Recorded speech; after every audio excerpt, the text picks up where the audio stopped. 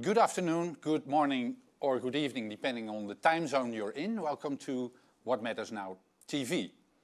It has always been an important question, but I think now in these confusing COVID times, what matters now is probably the most important question to ask. And in fact, this is the first episode of a series which is centered around an author that inspired our research work and has written an interesting book, or surprising book, or maybe even a depressing book. We will see how it goes. And so we will be back next month with another author, but the same question: what matters now? This episode will be a discussion around several topics.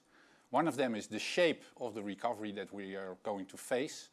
The mission of Decathlon company of 2030, refrigerators made out of clay, Siemens strategy for creating a business to society company, and much more to be discussed by us. With whom, Michiel? Yes, Menno, thank you very much. And so this first session, our guest will be Navi Radjou. Navi Radjou is a best-selling author. He is a fellow of Cambridge University. He is a former analyst at Forrester Research, and that's where I met him some 20 years ago. His books, first in 2012, he wrote a book called Jugaad Innovation. Then in 2015, he published a book called Frugal Innovation, Do Better with Less. And then his forthcoming book, coming out probably somewhere early next year, on conscious society, about reinventing how we live and how we work and how we consume. And what we expect from those books is that they will contain some important lessons for a post-COVID-19 world. My name is Michiel Boreel. I'm the CTO of Society, and together with my good friend and colleague Menno van Doorn, we will be hosting this first session and the consecutive sessions of this What Matters Now TV. And we have been studying for the last 25 years, Menno as a research director of Society Labs, the impact of technology on business and at society at large. Like I said, we know Navi Radjou already for 20 years, since his time at Forrester Research, and of course have been staying in contact ever since. Navi, just from his background, he was born in Pondicherry in India, which is a French-speaking part. He had a French education. Then he worked and lived in France and studied in France as well, and then in the US. He's now from New York, and he will tell us about this new book, The Conscious Society. And I think it's an excellent idea to ask him the question, what matters now and what happens now? And hopefully shed a light on this post-COVID world. I hope to see him. Hey. Hi, Navi. Hey. Navi. Hi, how are you guys doing? Good, thank you. How are you? Excellent, thanks for having me. As you said, it has been 20 years we have been in touch, so it's always great to reconnect. Look forward to a great discussion today. Great. Absolutely. So Navi, in a recent interview that I read that you gave on the post-COVID recovery, you talked about the future of work is inner work. And I found that intriguing. And I think it's connected to how you look at the shape of the recovery that we are going to see from COVID. Could you perhaps explain what you mean with the future of work is inner work, and what the shape of the recovery is? Might be a V, a W, or a Y. One of the three is the correct answer, I believe, but what is the correct answer? Yeah, that's a great question. Indeed, what's happening is that all of us are hoping for a V-shaped recovery, right? So essentially, we are hoping that the recession will bottom out by end of the year, and then early next year, we can have a rapid recovery and get back to normal. But of course, there is a growing concern that we might face what we call a W-shaped recovery, which is also known as a double dip recession that you see in the middle. And this is a scenario where early next year we get back to normal, but then there's a resurgence of the pandemic, in which case we plunge again in recession later next year. So that's the W-shaped recovery. But what I recommend to companies is that rather than worrying about whether we will have a V-shape or W-shaped recovery, they need to consciously undertake what I call a Y-shaped recovery. That sounds mysterious, but I think you need to explain a little bit more what it is. And I'm also curious to know whether we can predict actually that this is the shape, or that we are capable of making it the shape. Well, but maybe you could explain a little bit what the I means. Sure. What the Y means. Yes. So if you look at the Y shape, right? So essentially the idea is to use 2020 as an opportunity, if you're a company, to go deep within yourself and connect with your being, so that you can identify three things. First of all, who you are, that is, what are your values, the principles that you stand by, that define you, that gives you a sense of identity. Then it's about defining why you exist. What is the mission and the purpose of your company? And then thirdly, it's about reshaping and reframing how you see the world. We call that worldview or perspective. Companies long suffered from a perspective that they are separate from the society and the planet, but COVID-19 and the climate change make us aware that we are not separate. So we need to change how we see the world and understand that we are actually an integral part of the larger social and ecological ecosystem. So once you have that kind of self-awareness about who you are, why you exist, and how you see the world, you can then use that to craft a recovery strategy, a growth strategy that will be authentic and more sustainable. So that's why I call it a Y-shaped recovery. I understand on a conceptual level. Is there also a practical way how we can find out who we are? And so what do you do when you do it? Well, I mean, this is where I think as a company, this is not something that happens in the, in the C-suite, right? With a bunch of, people in their 50s and, getting together as senior managers and crafting a vision for the company or doing this introspection. Actually, you should leverage the collective intelligence and the collective awareness of all your employees to basically redefine who you are, why you exist, and how you see the world. And one company that I can think of that has been doing it right now as we speak is Decathlon, a global sports retailer. Yeah. So I understood that you believe that that's a good example of how to respond to COVID-19. Decathlon, right? The French, or I think it was started in France, but it's quite international, a retailer of sporting goods. You also mentioned it in your book, Frugal Innovation. And you wanted to show a short clip where they explain their Strategy 2030 project. So do you want to introduce what we're going to watch first, or should we watch it first? What do you Yeah, let me give you some context before you can, so you can better appreciate this video. Yeah. Decathlon is a company that has 94,000 employees in about 57 countries. They are present in 1,000 cities around the world. They have 1,700 stores. So it's a big global company. But amazingly, it's a company that believes in the collective ingenuity of their employees. So every few years, they do this brainstorming, this kind of hackathon, if you like, where they engage all their thousands of employees to co-create a vision for the company's future.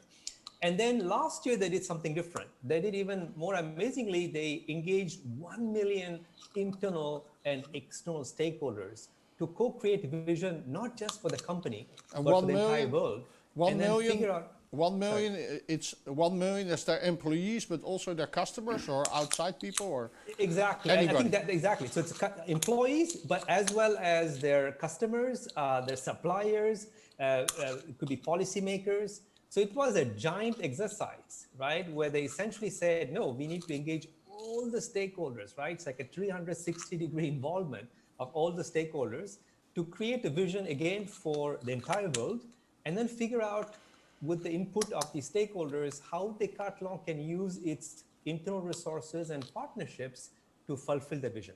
So the video actually shows how they executed this exercise of co-creation. Maybe before we go to the video, Michiel, there's something with the sound at your side because you're moving your hands. Maybe there's a clicking sound. So the people from the technicians here are getting a little bit nervous.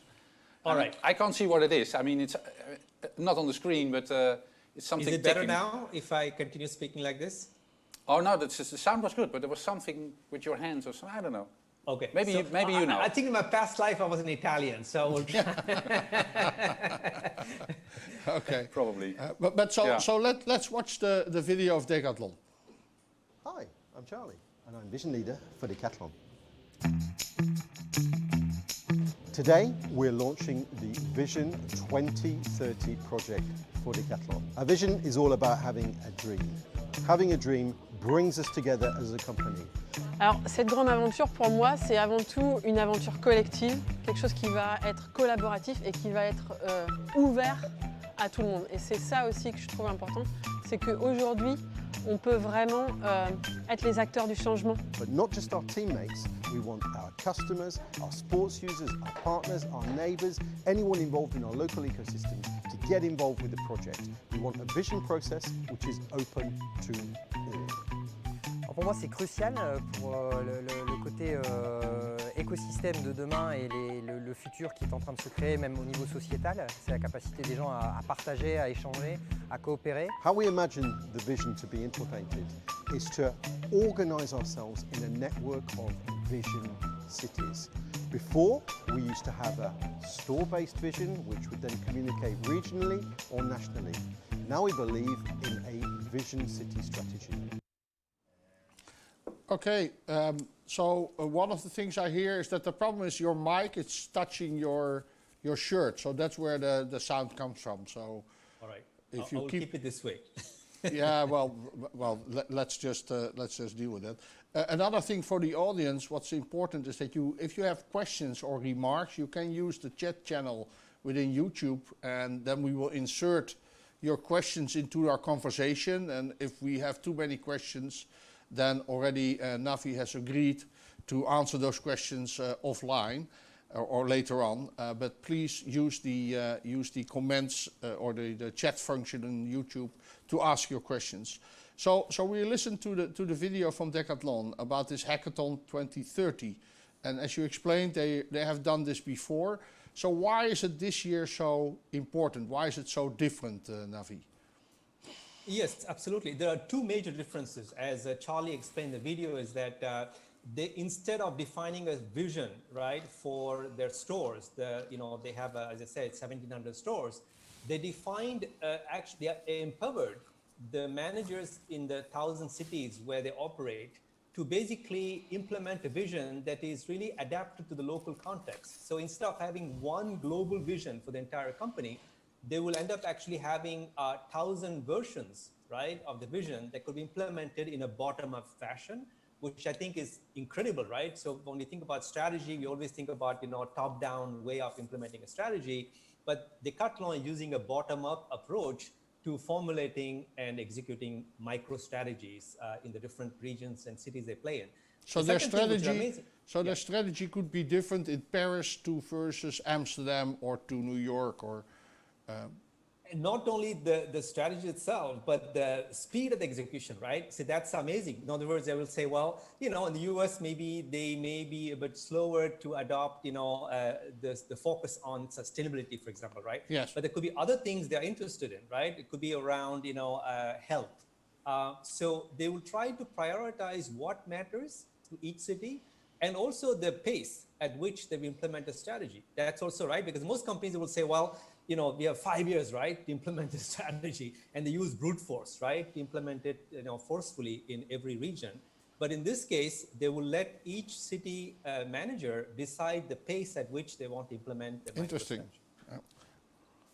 And the second thing they did, which is amazing, Michiel, is that the vision was called Vision 2030, but then they realized that they can wait 10 years, to improve equality and climate change, right, kind of issues. So they renamed a few weeks ago this as Vision 2021. So the idea is to say that to their managers that, hey, look, we can wait, 10 years to build a better world. We only have a few months left to deal with this double urgency we are facing, which is a social urgency and climate urgency. So what made this year special? Because we are in a very special year, right, with this COVID-19 crisis affecting everybody's life all across the world. So what was different in this year's hackathon than in any other years? I think this year's hackathon, what was particularly interesting is the fact that people were, there was what we call the lockdown, right? So they had more time to spend at home. So remember that Y-shaped recovery. So for a couple of months, all the employees were able to use, it's called the Theory U from Otto Scharmer in MIT. It's an approach that, it's a structured approach to introspect, to reflect on, what you're feeling, your emotions, and use that self-awareness to bring to this co-creation exercise. So I think this year COVID enabled them to have a richer hackathon with more introspection and reflection involved. It's called brainstorming, right? So I think this year they did heartstorming and soul-storming. Both happened at the same time. We have Navi, we have a question from someone watching the show, from Hans Nouwens, sorry. He recognizes the work of Peter Sengen and learning organizations and in what Decathlon is doing. And his questions are, maybe you already addressed it, but are there any more of these learning organization foundations to be recognized? And you mentioned, maybe you just mentioned too. There are several of them, and one that I can cite very quickly is a company called Interface, which is a major company in America. They make modular carpets, and it's a learning organization in the area of sustainability, and we'll talk about that in a few minutes. Because one of the things about learning is that, as you keep learning, you're trying to always improve not only your performance, but also impact. So the notion of learning organization in the past used to be all about efficiency, right? Yeah. About performance. But Interface is applying the notion of learning organization to broaden the impact on society and the planet. And over the last 20 years, they have accumulated enough learning, and this is the kicker, that they are now willing to share that learning with other companies, right? Mm-hmm. Because the idea is to say, how can we accelerate, the learning process, not only at our organization level, but across the entire industry, right? Because the climate change, as I say, right, it's such an urgent, clear, and present danger. So it's not enough that we learn quickly, right? We need to get everyone in our industry to collectively learn very fast so that, we can deal with this massive problem that is climate change. Yeah. So Navi, still the Italian is playing up in you again. But you have to keep the microphone away from your shirt. Yeah. All right. I think I will do this way. Yeah. Yeah, that's much better. Maybe it's inconvenient for you, but it's, no, not at all. Not at all. That's fine. It's better for the listeners. So before we switch to our next topic about this Decathlon case, you also brought a very interesting idea that they came up with dealing with the COVID-19 crisis. So maybe you want to talk about that. Yes. So this is again to show that, during this crisis, you need to improvise, right? And you need to basically sense and respond to whatever the society needs from you. And Decathlon makes snorkeling masks used by scuba divers. Yeah, we see it in the picture. Sorry? We see it here in the picture. Yes, exactly right. But this one, right? You can see that it's not being, worn by a scuba diver, under the ocean. Actually, you see in a hospital. So what happened is that Decathlon donated 10,000 of the snorkeling masks to be used by doctors and entrepreneurs across Europe to adapt them into ventilators to be used by COVID patients. Because as you know, in March, April, there was a major shortage of ventilators, right, for COVID patients. So we are going to watch a short video on how some Italian designers and doctors adapted the Decathlon scuba diving mask into a ventilator. Okay.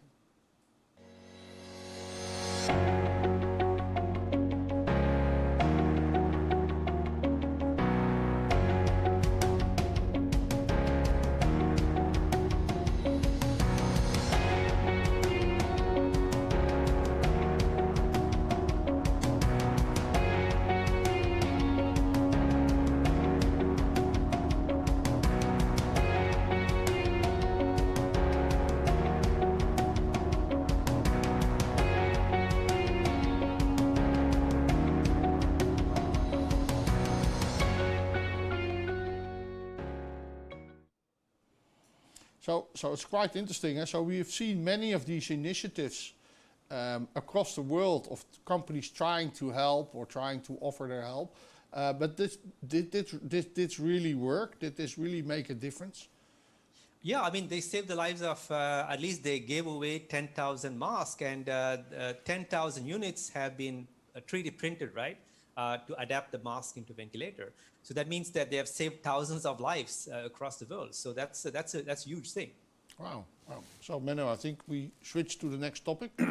Yeah, well, there's a topic we must discuss, of course. That's your book. I mean, and it's quite sort of funny because we're going to talk about Conscious Society, a book that isn't out on the market yet. But still, you gave me some very interesting sneak previews. Thank you. So I have a good notion of what it's all about. But I thought it to be kind of you. Is it just as a gesture? Because there's no cover of the book. So I designed personally 3 different covers of your upcoming book. And it's an honor for me to have you choose one of them. And I'm curious, which one would you choose? Wow, Menno, these are all stunning covers. Thank you so much. Yeah. You saved me a lot of money. So I like the one on the left. What, the one with the horse and the I princess? also like, but that seems more like a book for my 16-year-old niece. But the one in the middle appeals to me because, right, being conscious is about opening your heart. And I think this year, right, with the crisis, I think all our hearts got opened. So I really love the cover in the middle, the 2 hearts. So we sent you an invoice for that, huh? Yeah, thank you very much. I was thinking you're going to say that. Yeah. It took me 10 minutes. So, but anyhow, I'm glad you chose that one.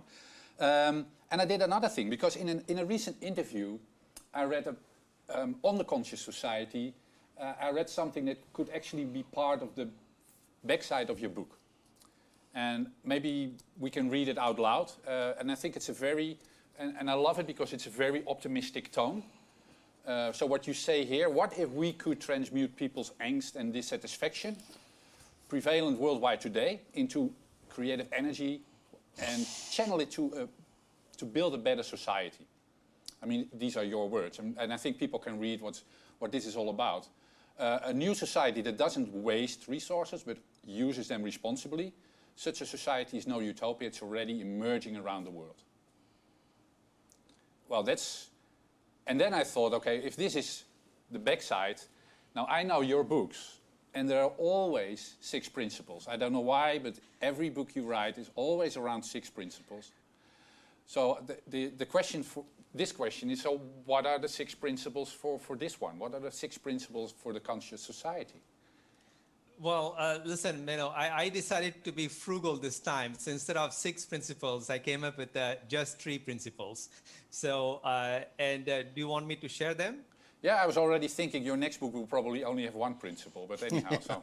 Well, there is 1 principle, and when you see the slide coming up, I will show you, right? So these are the 3 principles. Okay. But if you were to really ask me what is, as you said, the 1 key principle, it's not as much as a principle, but as a belief, right? And the belief is that, you see on the left side, that quality is more important than quantity. That means essentially, what matters is not that we maximize just our material well-being, but we should strive as individuals and as communities to maximize our emotional and spiritual well-being. That's a big lesson we learned, right, in COVID-19. The second principle, the second operating principle of a conscious society is in the middle, make most of what you have locally. So instead of global supply chains that we have seen the last 30 years, it's about building localized supply chains that leverage local resources to make products and services customized to local needs. So this is good for the local community and is good for the planet. And then the third operating principle you see on the right-hand side, it's really about maximizing human potential, recognizing that every citizen, every person on earth has something unique to contribute. So it's the onus is on society and organizations to unearth, unleash that potential and talent within each human being and channel that to co-create solutions that can help build a better world. Okay, and now I'm curious, what would be the number 1 principle? If you talked about your next book, I asked you, you said, okay, there is one, so what would be the 1? I think the one would be the notion that, it's what matters in life is quality, right? And I think, since Industrial Revolution, we focus so much, look at here, right? New York, right? This is the world capital of capitalism, right? So, and you go around, you see skyscrapers, right? It's all about how big and tall you are, right? So we actually have to change this principle where we measure economic growth by GDP, right? So again, it's quantifying growth, right? So we need to shift from a quantifying approach to life to a qualifying approach to experiencing life. So that, I think, is the number one principle shift that has to happen, that will happen in a conscious society, because as you become more conscious, you realize that quantity is important, but it's not sufficient, right? So you have to go beyond that. So Navi, so when I listen to those three principles, I think that we got off track in the Industrial Revolution, right? Because these are things that probably are as old as we inhabit this planet. So why is it now? It's more of a renaissance than it is of a totally reimagining, right? So why now? Why now? You're absolutely right. Well, I think why now is that essentially just look at our children, right? I mean, essentially look at our the younger generations, right? The Gen Y and Gen Z are more conscious. That means they're more socially conscious. They're more, Greta Thunberg, right? She's not even Generation Z. She's the next one, which is Generation Alpha, right? So why now is because my Generation X begin this journey, right, of reducing our carbon footprint. Then comes Generation Y, the millennials, who focus on enlarging their handprint by having a positive impact on the planet. And then the Generation Z says, we want to expand our heart print, right? We want to have an emotional connection with others and with nature. And then the Generation Alpha, Greta Thunberg, they want to leave a large soul print, right? So this is what happened. Essentially, there's a major evolution in consciousness over the last 3 generations. So this is something that was building momentum, right? Slowly for the last 30 years. And the final factor, I think, that is going to accelerate this, of course, is technology, right? Particularly the internet, because we have a collective awareness, collective awakening happening that gets amplified with, communication tools. So this combination of a shift in values, generational values, and this amazing acceleration of technology innovation is going to propel us faster into this conscious society, which I agree with you, is in a way of returning to the original principles of what a good society is as defined by the ancient Greeks. Yeah. We're going to watch an interesting video you selected where technology, old technology I would say, plays a very important role. And you wanted to show it because this man, this entrepreneur, is a great example of your 3 principles in the new book. I need to pronounce his name correctly, so you call him an alchemist, a modern alchemist, Mr. Prajapati. Was it spelled correctly? Or? Mansukh Prajapati, that's right. Okay. What do you want to do? Shall we first look at the video, or do you want to say something about it? Yeah, exactly. Let's roll the video because the video itself is so self-explanatory and will inspire the audience. Let's roll it. In 2001, this ceramics artisan found that all of his earthenware water jugs had been broken. The scene was photographed by a journalist and entitled, "No More Refrigerators for Farmers." This image stayed with Mansukh, who set out to create a refrigerator made of 100% clay. When I started work on this project, people thought I was crazy and they stopped talking to me. I should say that if I didn't have the support of those close to me, I would really have been crazy. Mansukh thought it would take a year to finish his first refrigerator. In the end, it took 4. I took out a loan because I believed in the success of the project, but at the end of 4 years, I had no income and I wasn't able to pay back the lenders. The bank foreclosed on my studio and I had to put my house up for sale in order to continue working. In 2004, the first prototype, carefully stored in his studio, was finally ready. This is my first model. I drank water from the refrigerator. It was cold. I forgot all my problems. I was in heaven. Since then, Mansook has worked tirelessly to improve his invention, which is now made using 4 different types of clay mixed with a small amount of sawdust. The result? Fruits, vegetables, and dairy products can be kept at a temperature 15 to 20 degrees Celsius lower than that of the outside air, without electricity, thanks to the water poured into this chamber. So this is what you call frugal innovation, isn't it? Absolutely, right? I mean, look at this guy, right? He didn't even have a high school diploma. He simply used inner resources, right? His knowledge as a potter to create value for himself and local communities. And it's also a conscious entrepreneur because, as you said, he's an alchemist. He was able to transform adversity into opportunity, but also, like alchemists do, right? He's using this low-value material like clay to transform that into a product that improves the quality of life, right, for fellow villagers. And then finally, what you don't see is that he has hired many women who never worked for generations, right, in these villages. And now they're gainfully employed, and they gain this self-esteem and self-respect in doing so in the local communities. So this is an incredible, example of, yes, frugal innovation, the ability to do more with less, but also shows how one citizen, right, with no, advanced degree, can actually make a huge difference in the local community. And how does it work? In what way? The fridge. Oh, the fridge. Oh, it's called the principle of evaporation. So it's actually a physics principle. So when you pour the water in the upper chamber, it percolates on the sides, so it absorbs the heat and retains the humidity in the inner chamber. Therefore, keeping the fruits and vegetables not only fresh, but crisp. See, in a typical fridge, right, they dehydrate.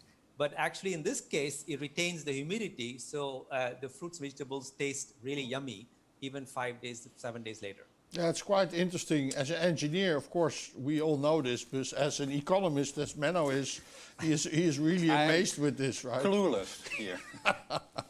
Yeah. Sorry. But still, I think it's an amazing, I would love to have a fridge like that. It's only $25, so we can ship it to you. Would be fantastic. Probably the shipping is more expensive than the That's refrigerator, right? Yeah. But knowing Michiel a little bit, I think he is also interested in how we can expand this idea of frugal innovation in different areas. Yeah, so let me play the role of skepticism a little bit. So before we start sitting around campfires and singing Kumbaya, my lord, what does this conscious society actually mean for large corporations? Yeah, I think what it means for large companies is a shift in mindset. Remember again, right, if we go back to the Y-shaped recovery, we talked about the importance of challenging your perspective, right, how we see the world.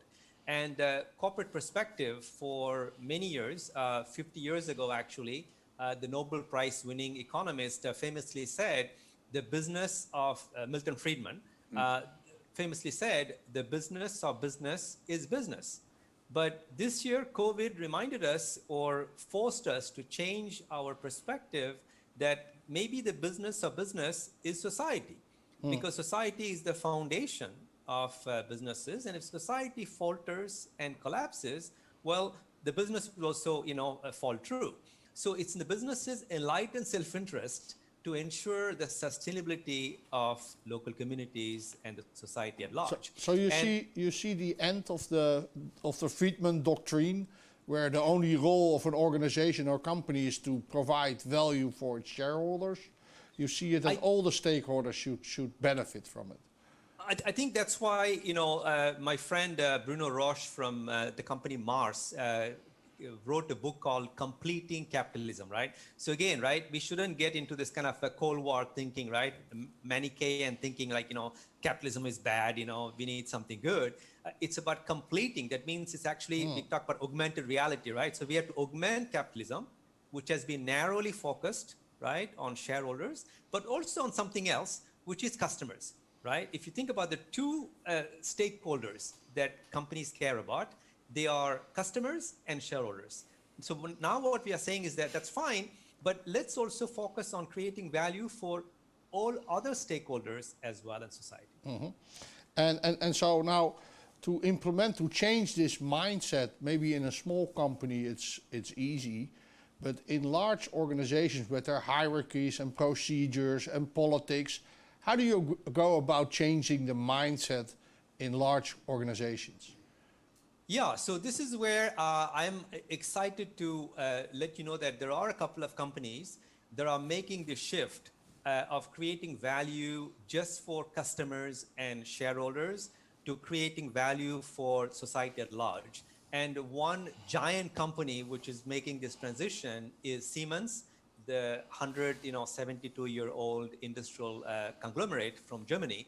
And we are going to watch now a video about that amazing transformation that Siemens undertaken to become what we call a business to society company. Okay, let's watch the video. Yes, this is another sustainability film. And yet, it is not just another sustainability film. And it's just not all about green leaves either. It's about making real what matters. As a response to the challenges of this century, the United Nations have created the Sustainable Development Goals for 2030. We've made these goals our agenda.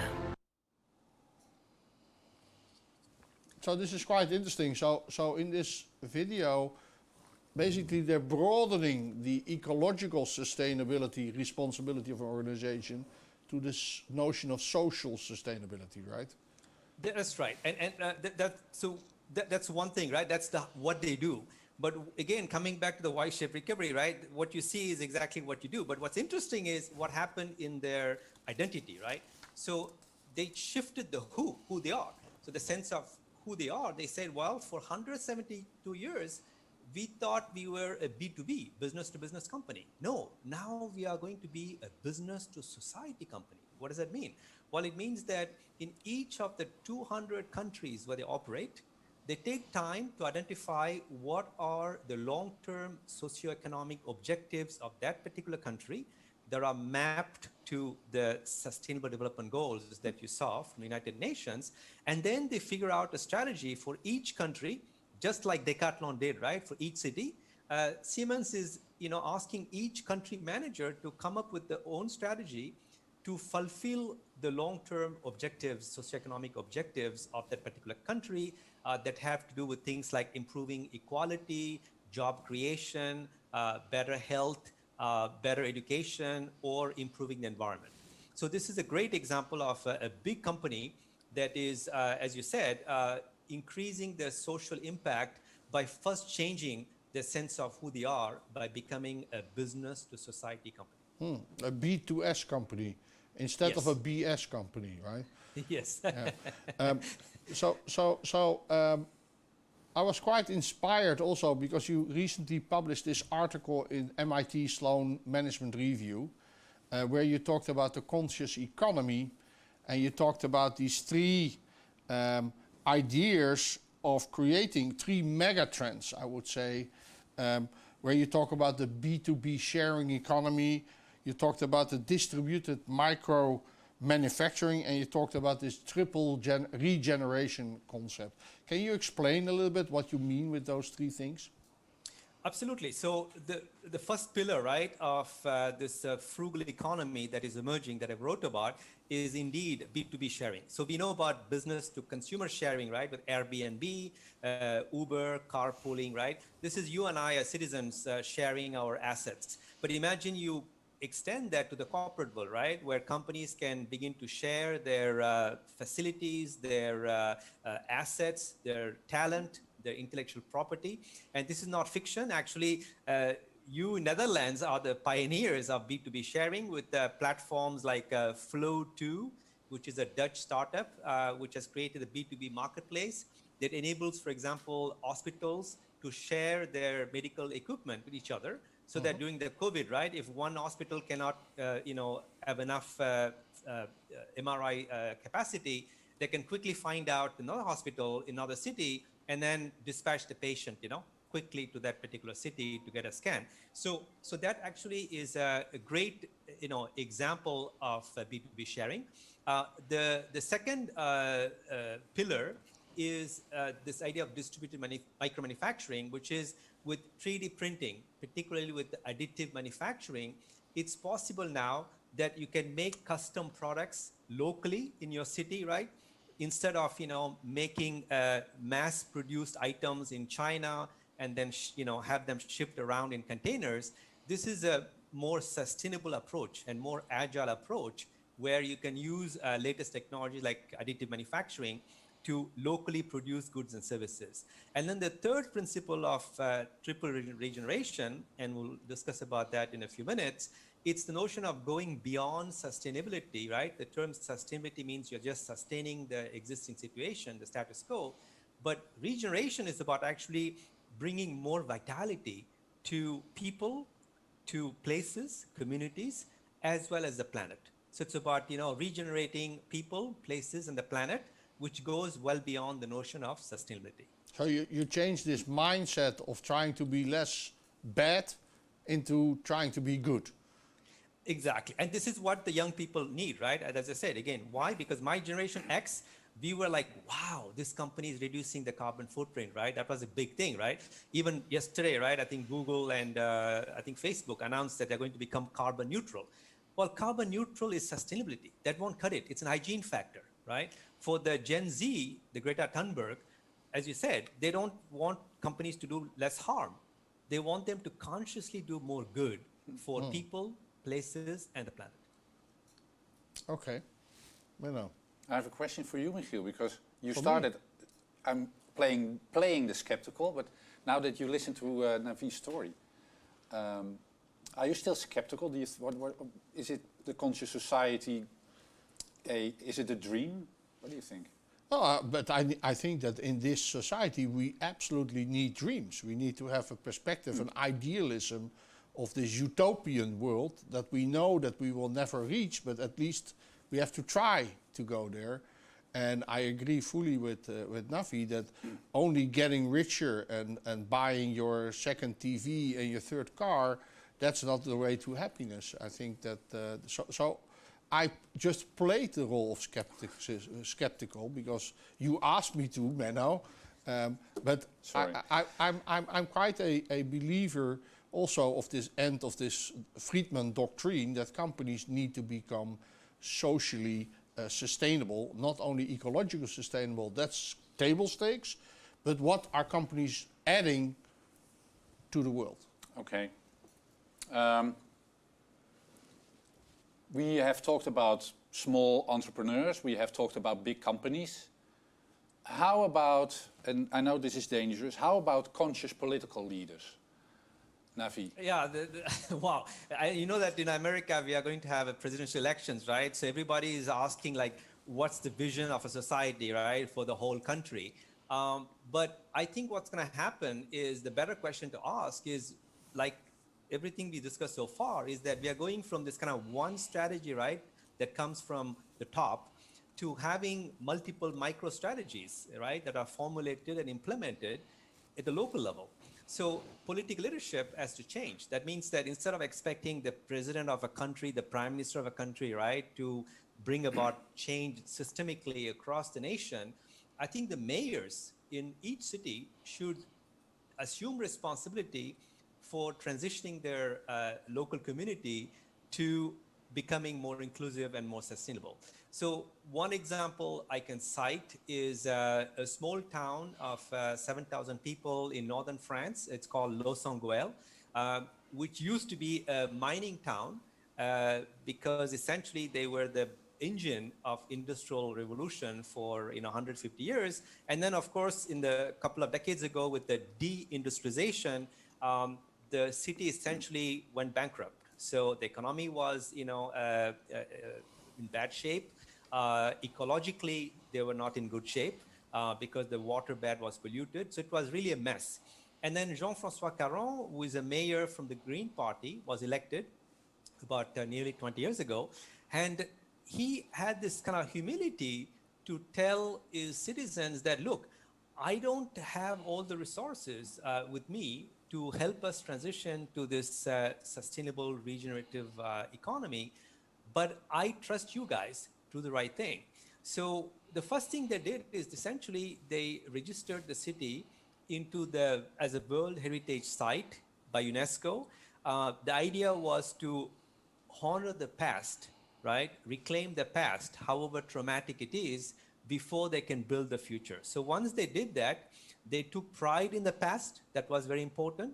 And then once that was done, now they are transitioning to the next step, which is to move to a regenerative economy. So what they did essentially is that the mayor invited all the citizens to use their resources, physical resources, intangible resources, to accelerate the transition. For example, the church and the local schools took initiative to install solar panels.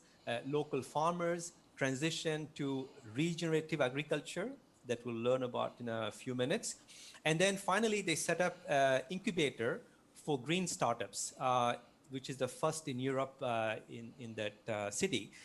So this is an example of a political leader who is an alchemist, because he was able to transform the fear and the despair of the citizens into hope, and he unlocked the inner resources like ingenuity and compassion of his citizens to use them to reinvent the city for the better. Now, you have visited the town.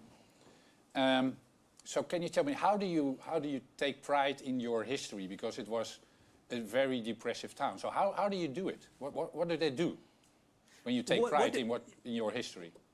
I think what they took pride is essentially for example, the work ethic, right? I mean, as you know, it was a sacrifice, right? I mean, as you know, the average age of people who worked in the mines were like, they don't even cross 40 years, right? So they basically acknowledged that they played an important role by self-sacrificing themselves, as Mihail said, right?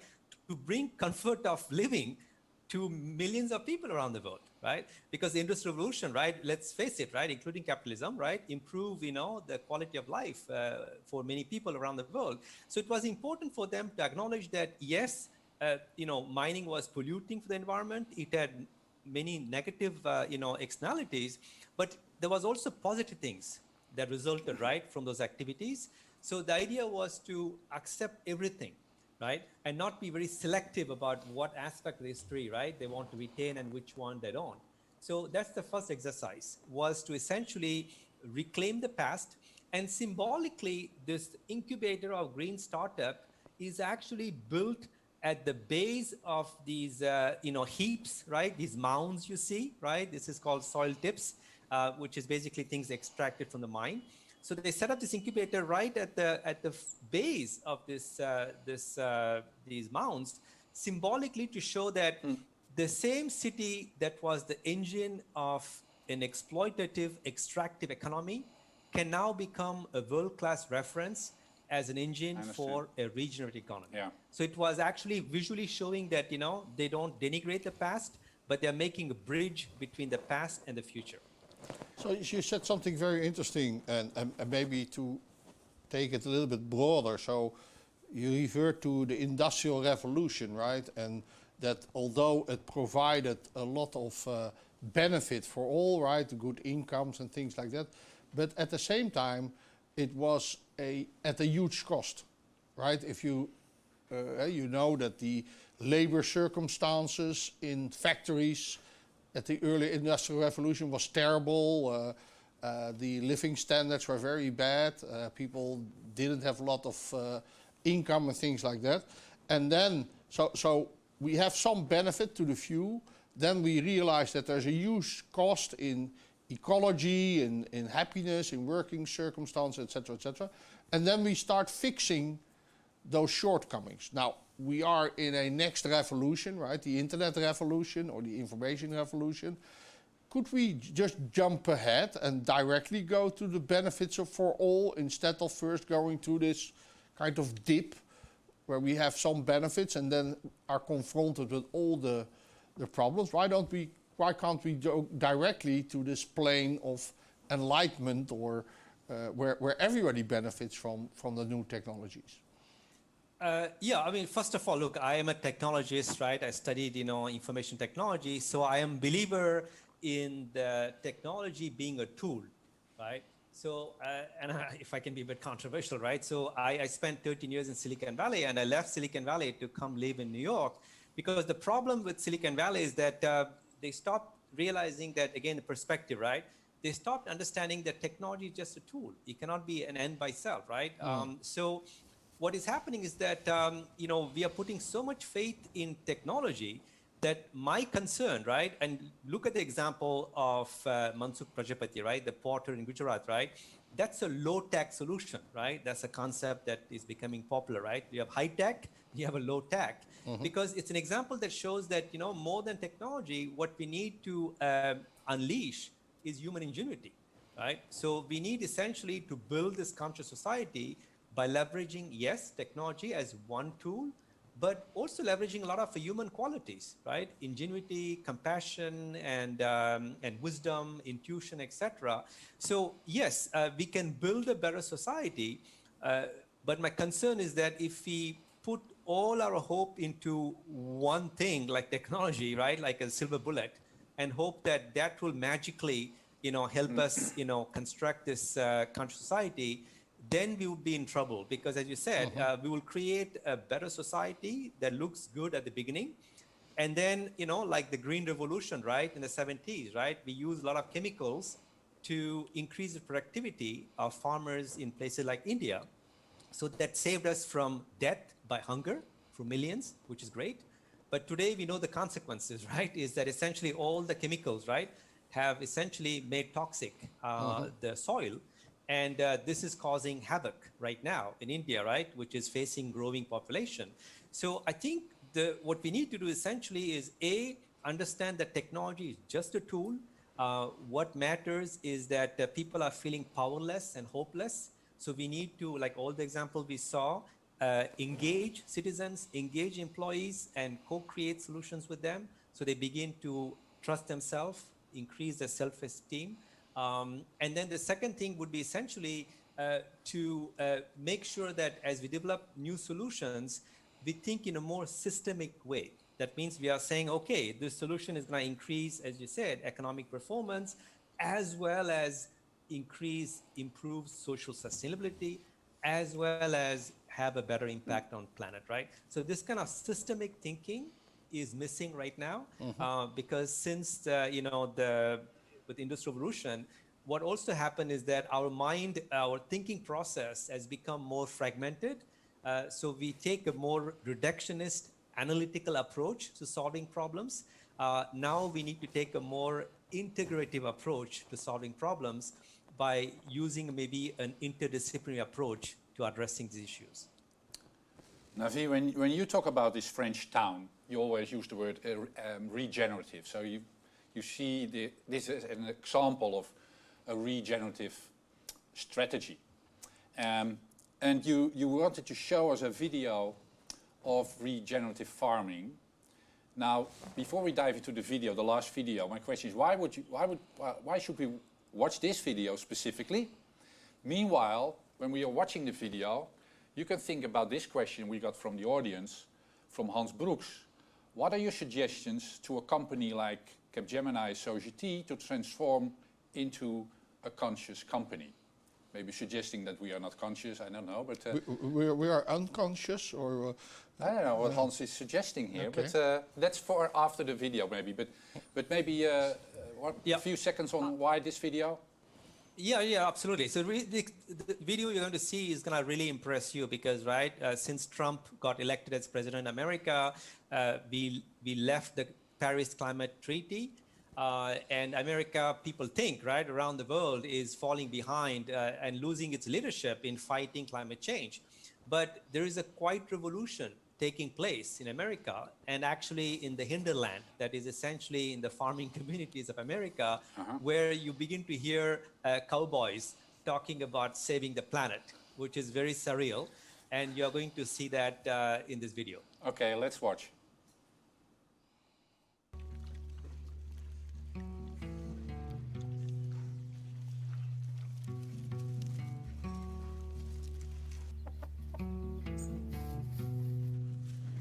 For the last 75 years, we have implemented industrial farming practices. In that goal and quest to create cheap food, we have totally lost sight of the health of the land. At the expense of the humane treatment of the animals.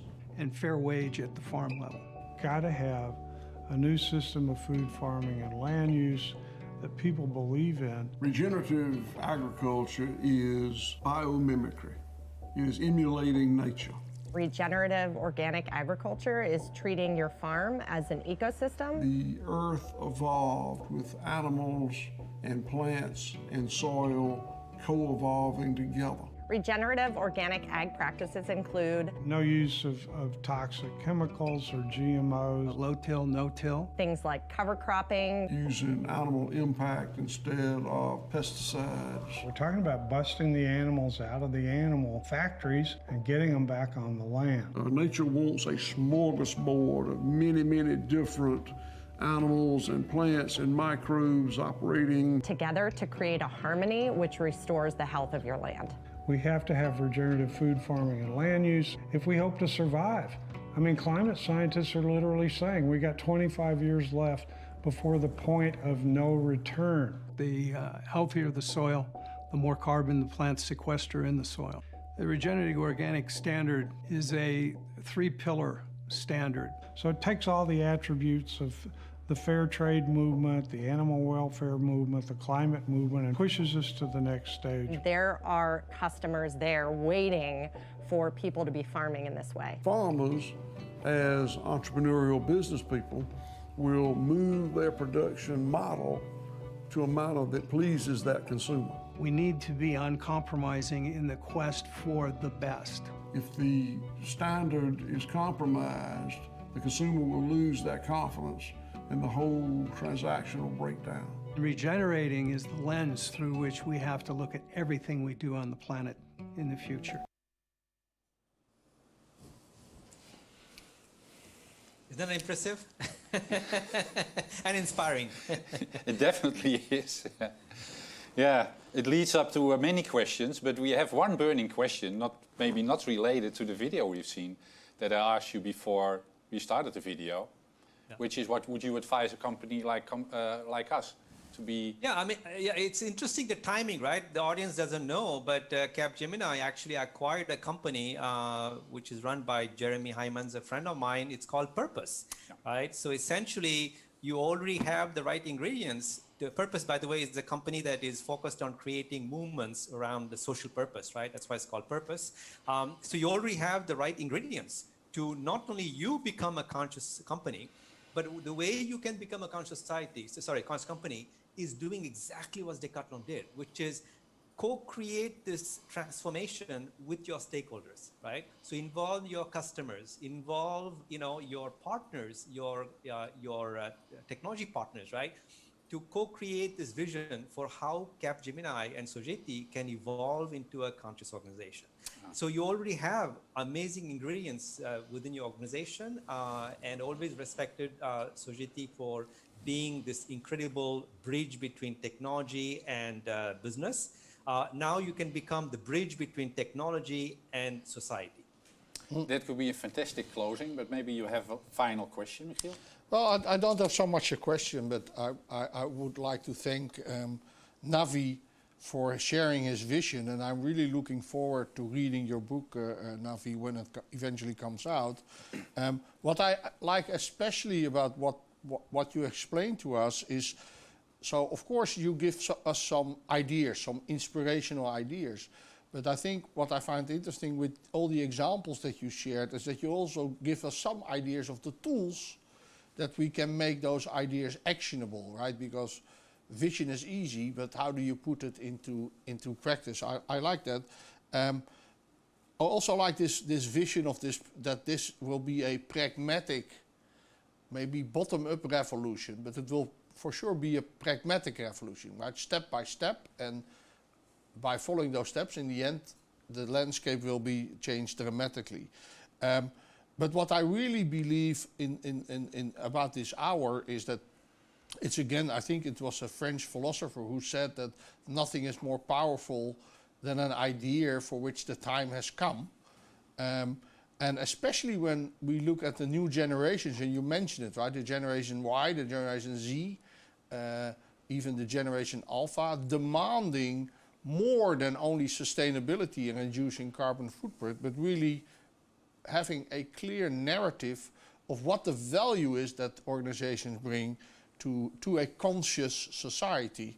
And if you do not, you get disconnected with a very big group. In the next couple of years, it will be more than 60% of the world's population that are demanding it, and that is a place where no organization wants to be. Yeah. So thank you very much for joining us, Navi. It was always, as always, great to talk to you. Keep well. Start finishing your book, and I will. putting it in our hands in the next couple of months. Thanks very much. Final words. Thanks everyone for watching. We'll see you next month, October 21st, when we have a new guest, another author, the same question. She is called Nina Schick.